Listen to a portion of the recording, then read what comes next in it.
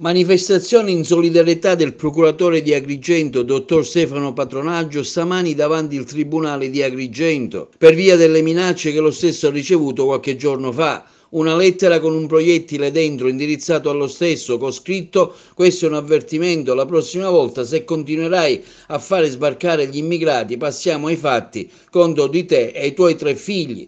Sotto un sole cocente, un centinaio le persone che hanno partecipato al sit-in, rappresentanti del coordinamento Titano, che se ne è fatto promotore, ottenendo anche il sostegno di diverse associazioni, tra cui Lega Ambiente, Consumer Italia, il Movimento Agende Rosse, un comitato di San Biagio Platani, presente anche il Presidente della Commissione Sanità, onorevole Margherita La Rocca Ruvolo. Oggi mi sembra doveroso essere qua per esprimere la solidarietà anche del mondo politico a quello che sta accadendo alla giustizia, direi, della nostra provincia. Il motivo è semplicemente questo: ho saputo casualmente di questo sit-in che si sarebbe tenuto davanti al Tribunale di Agrigento e sono qui da cittadina per primo e poi anche da uomo delle istituzioni, da donna delle istituzioni.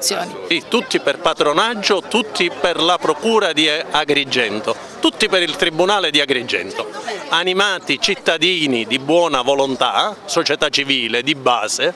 Non abbiamo bandiere, la nostra bandiera è la legalità e la tenuta delle istituzioni. Siamo qua a manifestare piacevolmente per la grande figura dei magistrati che abbiamo in provincia di Agrigento e per tutte le istituzioni che depongono a favore dei cittadini ed a tutela delle azioni pubbliche. Oggi Consumer ha voluto essere presente per poter rimettere sui giusti binari quel treno sociale della moralità, perché vedete, i bambini non possono essere oggetto di lettere intimidatori, i bambini devono andare a scuola, devono studiare, i bambini devono essere accompagnati nelle ville, nei parchi giochi, giocare, crescere nella loro semplicità. Non è possibile oggi ancora tollerare questi atti intimidatori che vanno ben oltre quello che è il profilo professionale di un uomo che si spende per la collettività e tirano in ballo quelli che sono gli affetti familiari.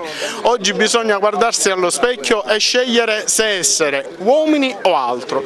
Oggi queste persone hanno scelto, che sono qui, di essere uomini e di essere uomini vicino alle istituzioni, senza se e senza me. Se di sabato mattina con una temperatura così tropicale tanti cittadini siamo qui dinanzi al Palazzo di Giustizia, ha un valore, e cioè la solidarietà nei confronti di chi rappresenta la giustizia, perché dove c'è giustizia c'è libertà, dove c'è libertà c'è verità e bene comune.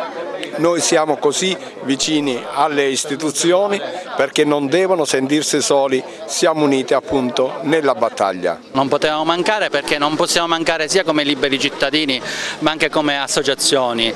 Il nostro è un dovere di non indietreggiare, di non subire colpi e intimidazioni, perché questa intimidazione, che è gravissima nei confronti del procuratore e della sua famiglia, è anche un'intimidazione alla società civile e alle nostre istituzioni democratiche che vanno difese. La Costituzione garantisce l'equilibrio dei poteri. Quando un potere cerca di prevalere su un altro potere già comincia a diminuire lo spazio della democrazia e noi dobbiamo difenderlo.